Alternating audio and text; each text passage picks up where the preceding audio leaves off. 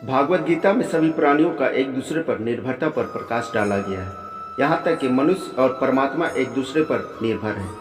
कर्म किए बिना कोई जीवित नहीं रहता। भगवान ने मनुष्यों को यज्ञ के द्वारा उत्पन्न किया था और श्री कृष्ण कहते हैं कि यज्ञों के द्वारा ही हमारी समृद्धि और यज्ञ ही हमारी सभी इच्छाओं को पूर्ण करेगा।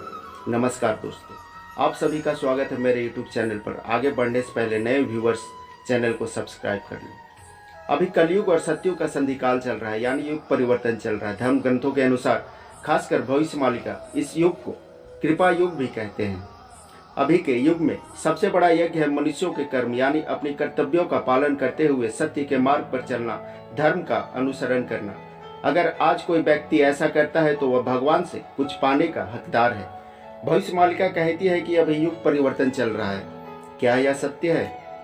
कुछ दिनों पहले एक बाबा ने हिंदू राष्ट्र की आवाज़ बुलंद की थी और इसमें कुछ गलत भी नहीं है। सनातन धर्म हिंदू, बस यही उनके मुखमंडल में रहता था। पर समय का चक्र ऐसा चला कि वह बाबा अब मानव धर्म की बात करने लगे। वाकई युग परिवर्तन तो हो रहा है। भगवान विष्णु के 10वें अवतार, जिन्हें निष्कलंक कल्कि अवतार भी कहते हैं, जिनका जन्म मानव जाति के कल्याण के लिए हुआ है, उनका भी यही कहना है। आज मनुष्यों को चाहिए कि वैसी जगहों पर ज़्यादा समय बिताए जहाँ से बड़े बड़े महापुरुषों को, पुण्य आत्माओं को ज्ञान की प्राप्ति हुई है, क्योंकि वहाँ के वाइब्रेशन काफ़ी हाई होता है। आपको जल्द ही हीलिंग प्राप्त होगी, आपकी जागृति होगी। जैसे बोध गया, जहाँ से भगवान बुद्ध को ज्ञान की प्राप्ति हुई थी, जो बिहार में स्थित है। आज भी वहाँ का वाइब्रेशन एकदम वैसा ही है आज। और दूसरा है नैनीताल, जहाँ से स्वामी विवेकानंद को ज्ञान की प्राप्ति हुई थी।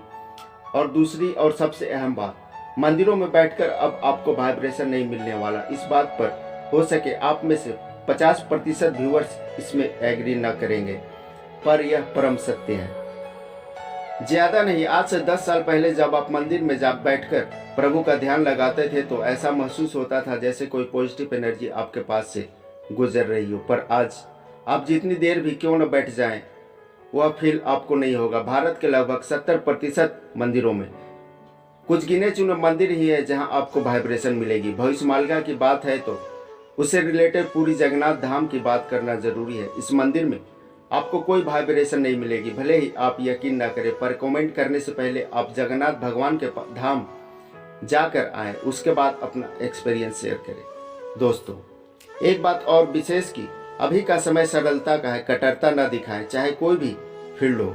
अगर आप सच में भगवान कल्कि को ढूंढ रहे हैं, इन छोटी छोटी बातों पर ध्यान न दें, तभी आप कल्कि अवतार तक पहुंच सकते हैं।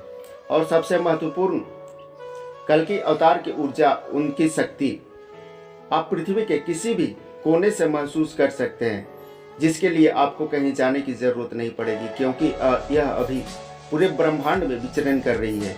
एक बात और ध्यान देने की बात है, दुनिया को जितना आगे जाना था वह जा चुका, जितना बढ़ना था बढ़ चुका। अब समय आ चुका है दुनिया को पीछे जाने का, जिसमें अहम रोल प्रकृति का होगा, क्योंकि प्रकृति को ही नुकसान पहुंचाकर हम इतनी तरक्की किए हैं। अब प्रकृति की ही डिजास्टर के रूप में इतना रौद्र रूप लेगी कि सब शून्य हो जाएगा, क्योंकि इसमें कल्कि अवतार का उद्देश्य भी छिपा है, तात्पर्य। युग परिवर्तन के बाद, कलयुग के अंत के बाद सत्युग शून्य से ही तो प्रारंभ होगा। आज के लिए इतना ही। जय श्री कल्कि, जय जगन्नाथ। धन्यवाद। लाइक कीजिए हमारे चैनल को और बेल आइकॉन को दबाइए हमारी लेटेस्ट वीडियो सबसे पहले देखने के लिए।